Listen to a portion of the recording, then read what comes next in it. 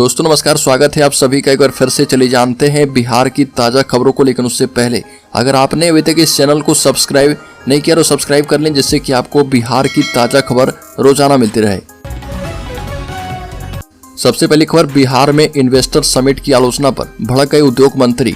कहा कि बीजेपी या फिर आरएसएस के हाफ पैंट वाले भी होंगे तो हम उन्हें रोजी रोजगार के क्षेत्र में आगे बढ़ाएंगे। इन्वेस्टर समिट की आलोचना पर उद्योग मंत्री समीर महासेठ ने जवाब दिया और एक्सक्लूसिव बातचीत में कहा कि विपक्ष को बिहार से लगाव है कि नहीं समझ नहीं आ रहा, उन्हें समिट को सपोर्ट करना चाहिए। ऐसी स्थिति रही तो जीवन भर वो विपक्ष में रह जाएंगे।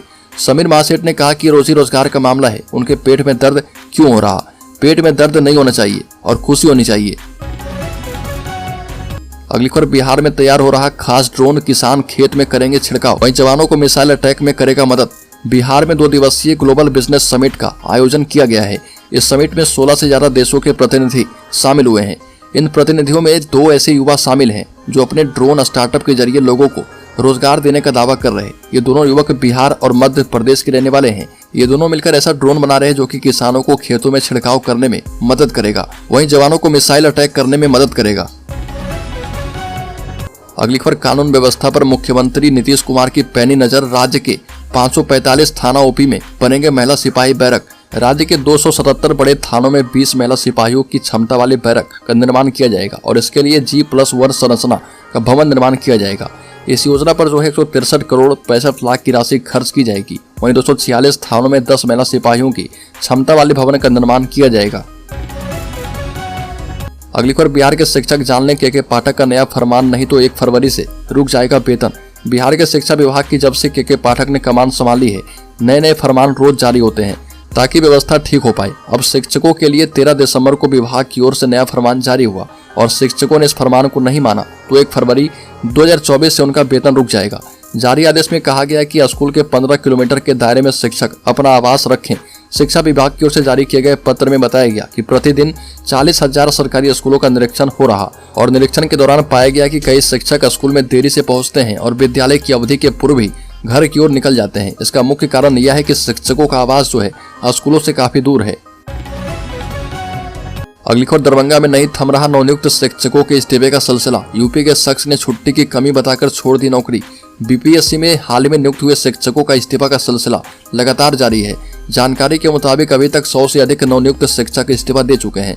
शिक्षकों की नौकरी छोड़ने से शिक्षा विभाग में हड़कंप मचा हुआ है। शिक्षक की नौकरी छोड़ने वालों में से अधिकतर उत्तर प्रदेश के रहने वाले हैं। ताजा मामला दरभंगा जिले का है, जहां पर शिक्षा विभाग की ओर से लगातार किए जा रहे बदलाव से परेशान होकर उत्तर प्रदेश के औरैया जिले के रहने वाले अमन गुप्ता ने त्यागपत्र दे दिया। अगली खबर, उत्तर बिहार के पूर्णिया सहित 11 जिलों में लगेंगे smart meter.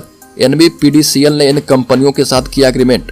North Bihar power distribution company limited के प्रबंध निदेशक डॉक्टर आदित्य प्रकाश एवं नागार्जुन कंस्ट्रक्शन कंपनी लिमिटेड के बीच विद्युत भवन में कुल 24 लाख स्मार्ट मीटर लगाने हेतु एग्रीमेंट किया गया। इसके तहत पूर्णिया, कटिहार, किशनगंज, अररिया, सुपौल, मधेपुरा में मीटर लगाए जाएंगे। इसके अलावा NBPDCL ने Adani energy solution private limited के साथ गोपालगंज, वैशाली, सिवान, सारण, समस्तीपुर में 27 लाख स्मार्ट मीटर लगाने हेतु एग्रीमेंट किया है।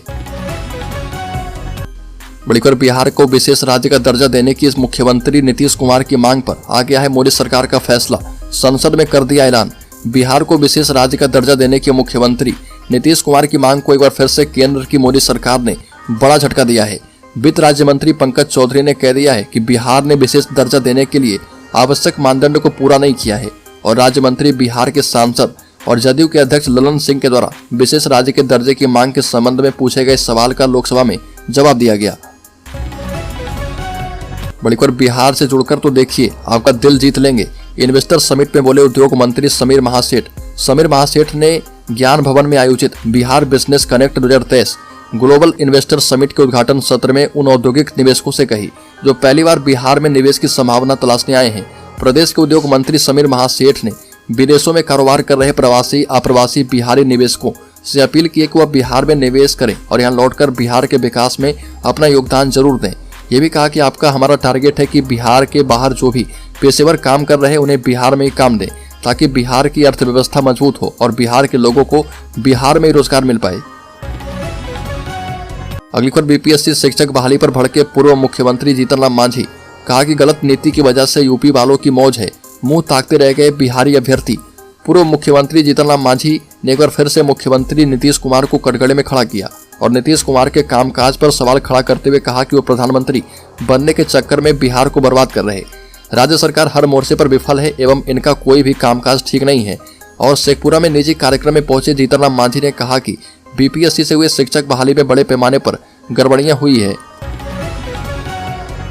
अगली खबर, पुलिस बनाएगी लखपति बालू शराब तस्करी के साथ गुमशुदा बच्चों और उग्रवादी की दे सूचना।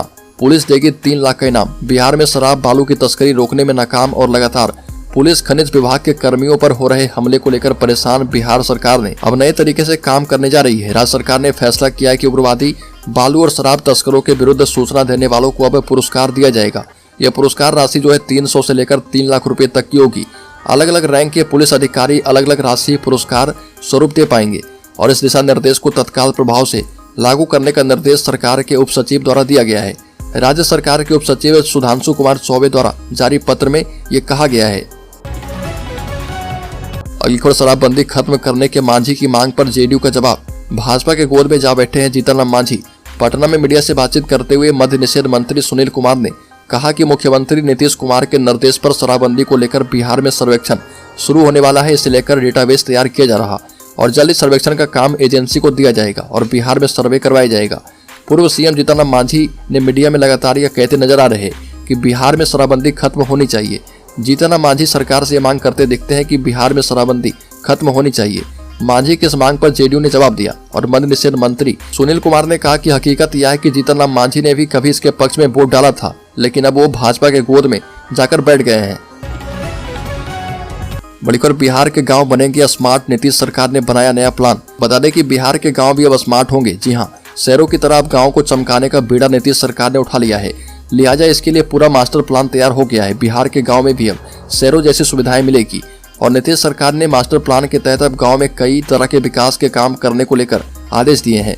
पंचायतों में प्ले ग्राउंड के साथ साथ पार्क में open gym, solar street light, बस और ऑटो स्टैंड, यात्री शेड, सौदागृह और सामुदायिक भवन इत्यादि का निर्माण किया जाएगा।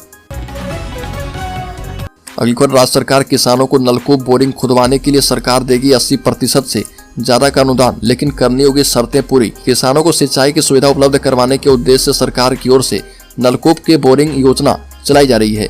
इस योजना के तहत किसानों को खेत में फसलों की सिंचाई के लिए नल को बोरिंग करवाने और बॉर्डर पंप % के लिए 80% सब्सिडी दी जा रही है। इसके लिए राज्य सरकार ने किसानों से आवेदन मांगे हैं। इच्छुक किसान इस योजना में आवेदन करके नलकूप बोरिंग एवं पंप सेट पर सब्सिडी का लाभ प्राप्त कर सकते हैं। बड़ी खबर, भीम आर्मी कार्यकर्ताओं का पुलिस थाने पर हमला, 90 पर केस दर्ज, 5 गिरफ्तार। बिहार के पटना जिले में भीम आर्मी कार्यकर्ताओं द्वारा गौरी चक पुलिस थाने पर हमले के मामले में 90 लोगों के खिलाफ केस दर्ज किया गया और इनमें से 13 आरोपी नामजद हैं। वहीं पुलिस ने इस मामले में 5 लोगों को अरेस्ट करके जेल भेज दिया है। गिरफ्तार लोगों में बारका चक निवासी शैलेंद्र कुमार, कछुआरा निवासी संजय कुमार, चंपापुर निवासी जितेंद्र कुमार, राजेश मोची और राघोपुर निवासी मजेटर दास शामिल है। बड़ी खबर, दिल्ली में होगी जेडीयू की राष्ट्रीय कार्यकारिणी की बैठक, मुख्यमंत्री नीतीश कुमार होंगे शामिल। संजय झा ने कहा कि लोकसभा चुनाव की तैयारी पर होगी चर्चा। लोकसभा चुनाव में अब सिर्फ 6 महीने का वक्त बचा है। ऐसे में जदयू ने इसकी तैयारी शुरू कर दी है। जदयू की ओर से 29 दिसंबर को दिल्ली में राष्ट्रीय कार्यकारिणी की बैठक बुलाई गई है। इस बैठक में मुख्यमंत्री नीतीश कुमार समेत जदयू के सभी बड़े नेता शामिल होंगे। और बता दें कि जल संसाधन मंत्री संजय झा ने कहा कि कार्यकारिणी की बैठक एक टाइम फ्रेम के मुताबिक तय किया जाता है। पूरा टाइम फ्रेम जो है पूरा हो गया है, साथ ही निर्धारित समय के मुताबिक बैठक बुलाई गई है। ये भी बताया कि इस बैठक में मौजूदा राजनीतिक परिदृश्य के साथ साथ आने वाले लोकसभा चुनाव पर चर्चा होगी और विशेष राज्य के मुद्दे पर चर्चा की जाएगी। और इस बार मीटिंग में बिहार के साथ साथ राज्य के बाहर की राजनीतिक एक्टिविटी पर चर्चा होगी। अगली खबर, बिहार के अग्निवीर जवान की संदिग्ध अवस्था में मौत, ड्यूटी के दौरान गोली लगी और अभी कारण स्पष्ट नहीं है। जम्मू कश्मीर में ड्यूटी पर तैनात सिवान के एक अग्निवीर जवान को गोली लगी और उसकी मौत हो गई। जवान ने कुछ देर के बाद दम तोड़ दिया। प्रदीप के बड़े भाई रवि यादव ने कहा कि उनके कमांडिंग ऑफिसर का फोन आया था और बताया कि प्रदीप को गोली लग गई है। उनका पार्थिव शरीर रात या कल गांव लाया जाएगा। भाई ने कहा कि वो शहीद हुए हैं। हालांकि सेना और प्रशासन की तरफ से अब तक घटना को लेकर आधिकारिक बयान सामने नहीं आया। परिवार के मुताबिक साल 2022 में 21 फरवरी को प्रदीप ने अग्निवीर के तौर पर आर्मी ज्वाइन किया था और प्रदीप यादव 2 भाइयों में सबसे छोटे थे। बड़े भाई रवि यादव ने कहा कि सुबह 9 बजे कुछ पारिवारिक बातें हुई थी और उसके बाद वो सिवान चले गए। शाम में लौटे तो ये जानकारी मिली है। अगली खबर, साइबर अपराध में इस्तेमाल किए गए सिम को थाने अब खुद भी करवा पाएंगे लॉक। अब थाने भी अपने स्तर से साइबर अपराध में इस्तेमाल सिम को ब्लॉक करवा पाएंगे। इसके लिए संचार साथी नामक पोर्टल पर ब्लॉक किए जाने वाले सिम का नंबर अपलोड करना होगा। इससे साइबर ठगी में इस्तेमाल हो रहे मोबाइल नंबर को तुरंत ब्लॉक करने में सहायता मिलेगी। राज्य के 1100 सामान्य थाने और 44 साइबर थानों को जल्द ही यह अधिकार दिया जाएगा। इसके बाद कोई भी थाना केंद्रीय दूरसंचार मंत्रालय की अधिकृत वेबसाइट संचार साथी के पोर्टल पर लॉगिन करके संदिग्ध मोबाइल नंबर की पूरी जानकारी अपलोड करेंगे और थाने को अधिकार मिलने से ठगी में उपयोग होने वाले मोबाइल नंबरों को तुरंत ब्लॉक करने में सहायता मिलेगी। ठगी के नेटवर्क पर नकेल कसने में तेजी आएगी और अभी ऐसे नंबरों को ब्लॉक करने के लिए ईओयू के माध्यम से पहले केंद्रीय दूरसंचार मंत्रालय से भेजा जाता था और जिसमें अधिक समय लगता है। अगली खबर, क्यों नदी में पानी की जगह सिर्फ बचा रेत, नदी बनी मरुभूमि, कचरा और मिट्टी से भरा है संकट में हजारों मजदूरों का जीवन। लखीसराय में बह रही क्यूल नदी का अस्तित्व अब खत्म होने के कगार पर आ गया है। कभी बिहार के लिए लाल रेत के रूप में सोना उगलने वाली इस नदी में अब कचरा और मिट्टी ही बचा है। बता दें कि कभी यह नदी काफी चौड़ी और पानी से लबालब रहती थी, लेकिन आज यह नदी मरुभूमि बन गई है। हर साल बरसात कम होने और पानी की धारा सूख जाने के बाद अब नदी में अच्छे किस्म के बालू का भी अभाव हो गया है और इसके कारण इस पर आश्रित रहने वाले हजारों मजदूरों का जीवन भी संकट में है।